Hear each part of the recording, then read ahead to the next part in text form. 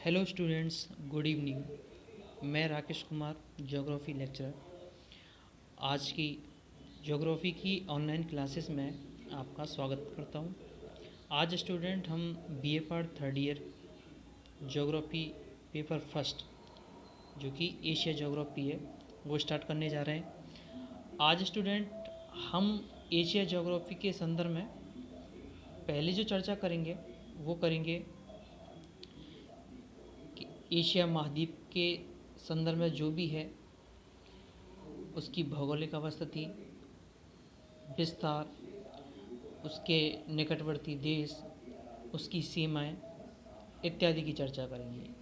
उससे पहले हम स्टूडेंट कुछ इसके सिलेबस के बारे में अध्ययन करेंगे। हालांकि सिलेबस के बारे में मैंने अपनी पहली वीडियो में आपको बता दिया था, लेकिन आज जो महाराजा सूरजमल ब्रज यूनिवर्सिटी की साइट से मैंने जो सिलेबस डाउनलोड किया और उसके हिसाब से मैं आपको स्टेप बाय स्टेप सिलेबस के बारे में समझाऊंगा। तो चलिए स्टार्ट करते हैं अपन सिलेबस से। सिलेबस की अगर हम बात करें तो ये देखो आपके सामने है, बीए पार्ट थर्ड ज्योग्राफी। ठीक है, तो पेपर फर्स्ट के बारे में मैंने आपको बता दिया था कि पेपर फर्स्ट जो है वो है एशिया का भूगोल, ज्योग्राफी ऑफ एशिया। और दूसरा जो पार्ट है वो है ज्योग्राफी ऑफ इंडिया। एक मिनट, पहला हो गया आपका ज्योग्राफी ऑफ एशिया और दूसरा हो गया आपका ज्योग्राफी ऑफ इंडिया। अगर हम इसके मार्क्स की बात करें तो आप आर्ट्स के स्टूडेंट हैं, इसलिए यहाँ लिखा हुआ है आर्ट्स 75। ठीक है, साइंस के स्टूडेंटों के लिए 50 मार्क्स प्राप्त करने होते हैं और आपके लिए 75 मार्क्स ज़रूरी है। आगे हम देखें तो देखिए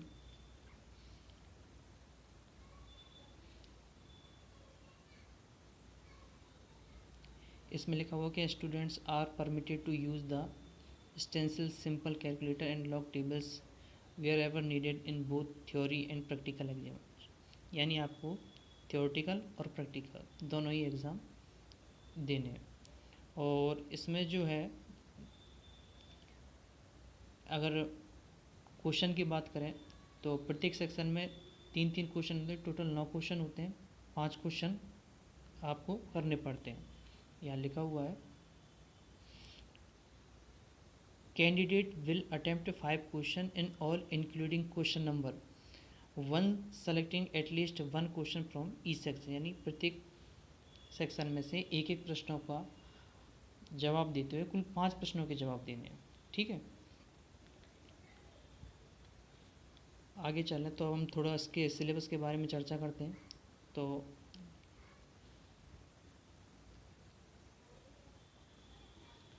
पहला है फर्स्ट पेपर अपना ज्योग्राफी ऑफ एशिया, और इसका जो पहला टॉपिक है वो है Asia in the context of the world. यानी विश्व के संदर्भ में एशिया, यानी विश्व के संदर्भ में एशिया महाद्वीप की क्या भूमिका है। इसी के साथ मैंने आपको पहले बता दिया था geological structure, relief, drainage system, climate, ये फर्स्ट सेक्शन में। और फर्स्ट सेक्शन जो है ये लास्ट है पॉपुलेशन, यानी जनसंख्या वाले प्रश्न थे। पॉपुलेशन जिसमें विस्तार है, उसका घनत्व है, वृद्धि है और नगरीयकरण के प्रभाव या तथ्य जो है। सेक्शन बी में एग्रीकल्चर वाला पार्ट है, इसी के साथ साथ इंडस्ट्रीज़ का पार्ट आता है। और सेक्शन सी में जो है वो रीजनल ज्योग्राफी यानी प्रादेशिक। अब प्रादेशिक में कौन कौन से आएंगे? Japan, China, Pakistan, Turkey, Indonesia in terms of physiography. अब इनमें इसकी भूआकृतिक पार्ट का अध्ययन करना है, क्लाइमेट यानी जलवायु का अध्ययन करना है, ड्रेनेज पैटर्न यानी कि अफवाह प्रतिरूप का भी अध्ययन करना है, कौन कौन सी नदियाँ वहाँ बहती हैं, वहाँ की मृदा का, वनस्पति का, खनिज संसाधनों का, कृषि संसाधन का, उद्योगों का। यानी प्रत्येक पार्ट का हमें एक एक क्रम के आधार पर अध्ययन करना है। ठीक है, अगर हम बात करें कि एशिया का भूगोल और भारत का जो भूगोल है, इनके लिए राइटर के नाम है। तो आप चाहें तो मामूरिया या बीसी जाट और गुर्जर की बुक कोई सा भी ले सकते हैं। इसमें लिखा हुआ है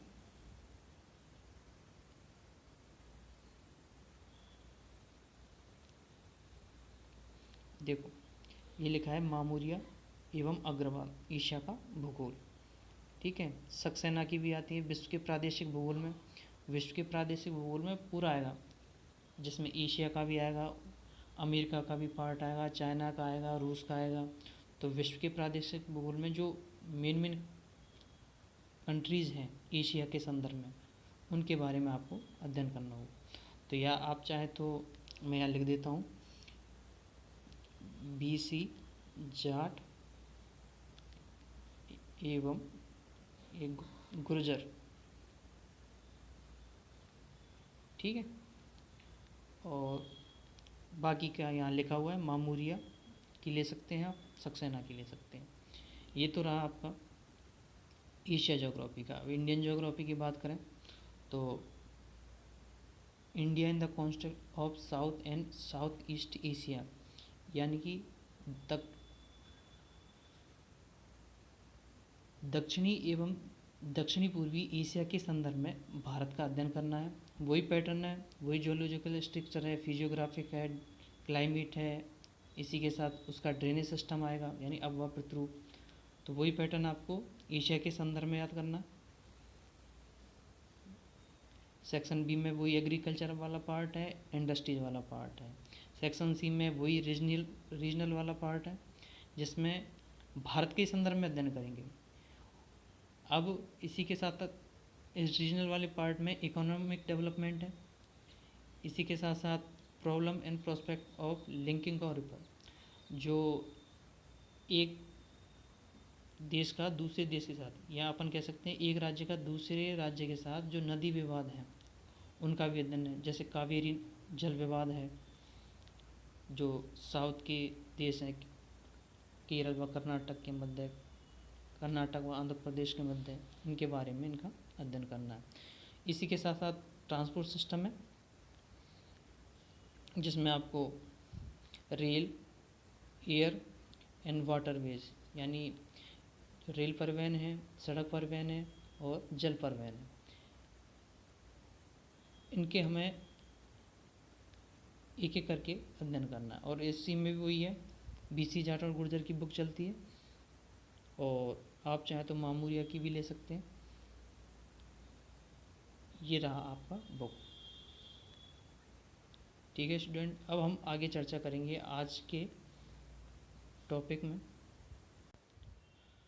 आज की टॉपिक की अगर अपन चर्चा करें तो आज अपन स्टार्ट करेंगे ज्योग्राफी ऑफ एशिया, यानी एशिया का भूगोल। और पहला जो टॉपिक है वो है Asia in the context of the world, यानी विश्व के संदर्भ में एशिया। तो आज हम एशिया के बारे में मेन अध्ययन करेंगे। देखिए स्टूडेंट, आपके सामने विश्व का मैप दिया हुआ है, और हम जिसकी चर्चा करने वाले हैं वो है एशिया महाद्वीप। आज हम एशिया महाद्वीप के बारे में एक संक्षिप्त चर्चा करेंगे, ना कि लंबी चर्चा करेंगे। हम शॉर्ट टर्म में इसको समझने का प्रयास करेंगे। देखिए स्टूडेंट, जैसा कि आपको पता है एशिया महाद्वीप विश्व का सबसे बड़ा महाद्वीप है। अगर हम एशिया की अवस्थिति की बात करें तो देखिए एशिया जो है इसकी अवस्थिति आती है किस, अवस्थिति का मतलब है कि यह किस अक्षांश से गुजर रही है। तो देखिए आपको नीचे दिखा रखा है, मैं आपको बताता हूँ। कर्क रेखा वाला पार्ट है ना, दिखा रखा है ना आपको, ये वाला पार्ट, ये कर्क रेखा इस एशिया के। अब किन किन क्षेत्रों में, देखो यहाँ अगर हम बात करें तो देखो ये मैक्सिको के क्षेत्र को स्पर्श करता है, इधर अफ्रीका वाले पार्ट को भी करता है, भारत को भी स्पर्श करता है, इधर चाइना वाले पार्ट को भी स्पर्श करता है, और ये आगे यहाँ जो है, कहने का मतलब है एक सबसे बड़ा गर्त है, गहरी खाई है, जिसे कहते हैं अपन मेरियाना ट्रेंच। ठीक है, प्रशांत महासागर में इसकी अवस्थिति यहाँ है, इस वाले पार्ट में। यहाँ से अगर अपन जीके का एक प्रश्न देखें ना स्टूडेंट, तो ये है कि ऐसा कौन सा महाद्वीप है जहाँ से तीनों अक्षांश रेखाएं गुजरती हैं। अक्षांश रेखा है और देशांतर रेखा है, इसके बारे में पता है।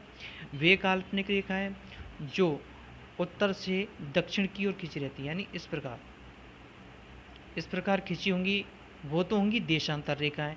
और वे काल्पनिक रेखाएं जो पूरब से पश्चिम की ओर खींची रहती हैं, यानी यहाँ से ये पूरब वाला पार्ट है और ये पश्चिम, पूरब से पश्चिम की ओर खींची रहती है, वो होती हैं अक्षांश रेखाएं।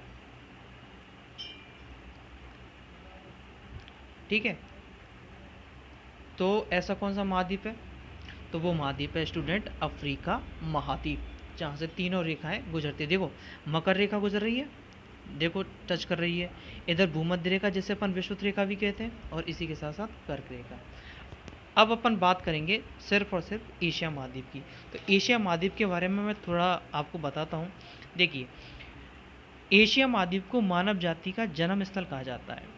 यहाँ विकसित प्राचीन सभ्यता, यहाँ विभिन्न सभ्यताओं का जन्म हुआ। कहने का मतलब यह विभिन्न सभ्यताओं की जन्म स्थली रही है। अब यहाँ कौन कौन सी सभ्यताएं पनपी हैं? मेसोपोटामिया की सभ्यता, सिंधु घाटी की सभ्यता, ठीक है, दजला फरात, यानी कि इन सभ्यताओं का जो विकास हुआ है ना, यहाँ की प्रसिद्ध नदियों के क्षेत्र पर हुआ है। ठीक है, इसी कारण इन्हें कहते हैं सभ्यताओं का जन्म स्थल। अगर हम आगे बात करें तो पश्चिमी और मध्य एशिया के साथ साथ मानसून एशिया को सदियों से अनेक नामों से संबोधित किया जाता रहा है। अब मानसून एशिया क्या है? मानसून एशिया वह एशिया है जहाँ सर्वाधिक वर्षा वाला प्रभाव रहता है, यानी वह एशिया का वह क्षेत्र जो मानसूनी प्रभाव से युक्त है। ठीक है, इसे हमें आगे हम बात करें तो इसे प्राच्य या प्राच्य संस्कृति क्षेत्र भी कहते हैं। अगर हम इसके और आगे चल के अध्ययन करें तो एशिया शब्द की जो उत्पत्ति हुई है वो हुई है हिब्रू भाषा के आंसू शब्द से। किससे हुई है? यह मैं आपको बताऊं। इसकी उत्पत्ति हुई है किसकी? एशिया की उत्पत्ति किससे हुई है? ये हुई है हिब्रू भाषा, हिब्रू। ठीक है, इसे आप नोट करना, हिब्रू भाषा के आंसू शब्द से, आंसू शब्द। ठीक है, जिसका शाब्दिक अर्थ होता है आंसू का उदित सूर्य। ठीक है, क्या होता है? उदित सूर्य। समझ में आ गए? एशिया विश्व का सबसे बड़ा महाद्वीप है। एशिया की उत्पत्ति किससे हुई है? हिब्रू भाषा के आंसू शब्द से, जिसका शाब्दिक अर्थ क्या है? उदित सूर्य। एक प्रश्न और भी बन जाता है कि उगते हुए सूर्य का देश किसे कहा जाता है? उगते हुए सूर्य का देश वो है स्टूडेंट अपना जापान। ठीक है, जापान को उगते हुए सूर्य का देश कहा जाता है। ठीक है, यहाँ तक आपको समझ में आ गया होगा। अब अपन आगे चर्चा करेंगे एशिया का विस्तार। पहले हम विश्व के कुल स्थलीय क्षेत्रफल की बात करें तो स्टूडेंट विश्व का कुल स्थलीय क्षेत्रफल है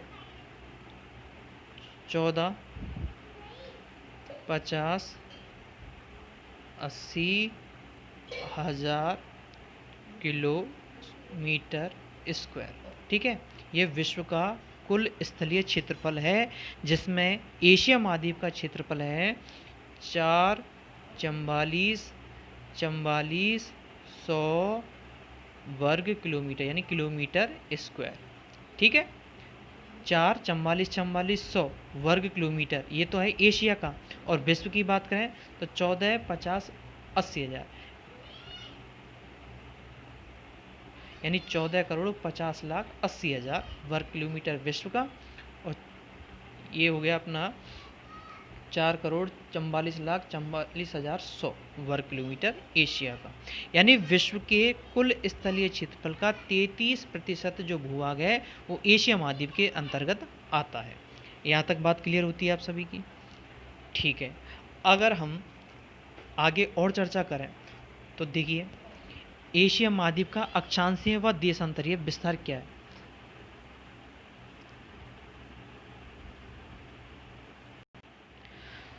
अगर हम एशिया महाद्वीप का अक्षांशीय विस्तार देखें तो एशिया महाद्वीप का विस्तार है 10 डिग्री दक्षिणी अक्षांश से लेकर 80 डिग्री उत्तरी अक्षांश तक। कितना?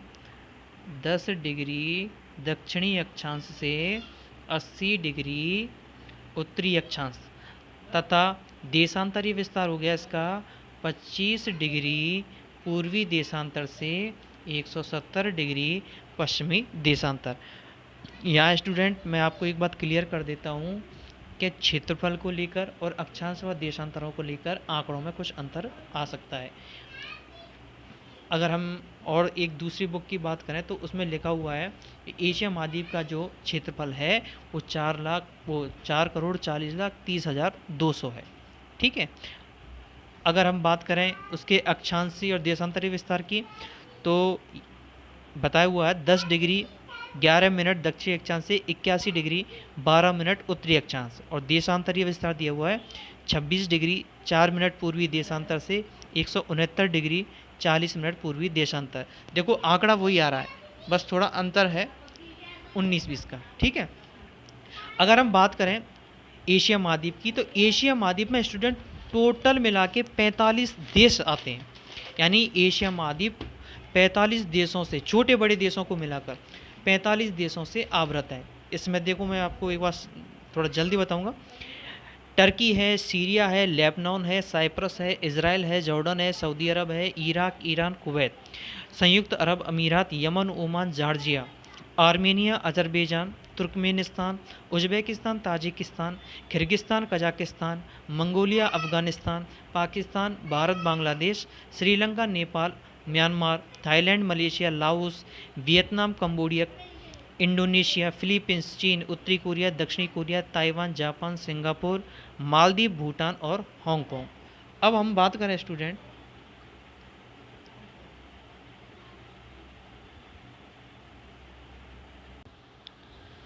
देखिए स्टूडेंट्स, ये जो पार्ट है मैंने आपको पहले भी बता दिया था, हमको जो अध्ययन करना है वो इस महाद्वीप का करना है, इस महाद्वीप का। ठीक है। और इस महाद्वीप में इसके जो निकटवर्ती क्षेत्र है वो बहुत इम्पोर्टेंट है। मैप में भी कभी कभार पूछ लिया जाता है कि जापान कहाँ है। ठीक है। जापान के पास में कौन सी नदी है, इसी के साथ साथ कौन सी जल संधि है, ये बहुत इम्पोर्टेंट है जो पूछे जाते हैं। जैसे मैं आपसे कहूँ कि एशिया जो है वो 3 महासागरों से घिरा हुआ है। ठीक है। अब यहाँ देखो ये रहा हिंद महासागर। ठीक है। अगर बात करें यहाँ बंगाल की खाड़ी है, और यहाँ कौन सा है, सॉरी यहाँ अरब सागर है इस वाले क्षेत्र में, और यहाँ है बंगाल की खाड़ी। ठीक है। इसी के साथ साथ यहाँ ओमान की खाड़ी है, फारस की खाड़ी है। देखो ये ओमान की खाड़ी, फारस की खाड़ी इसमें मिलेंगे। कच्छ की खाड़ी गुजरात के पास। ठीक है। बंगाल की खाड़ी, मन्नार की खाड़ी, श्याम की खाड़ी, बहुत सी खाड़ियाँ हैं जो किसमें है, एशिया महाद्वीप में। यानी कि इनकी जो विशेषता है वो सर्वोपरि है। तो एशिया महाद्वीप सर्वोपरि महाद्वीप है जिसमें विभिन्न प्रकार की, कहने का मतलब है अवस्थितियाँ समाहित हैं या विभिन्न प्रकार की विशेषताएं इनमें छिपी हुई हैं। तो आज के लिए स्टूडेंट इतना ही, और कल की वीडियो में हम प्रश्न के आधार पर आपको स्टेप बाय स्टेप समझाते जाएंगे कि एग्जाम में किस प्रकार के प्रश्न पूछे जाते हैं।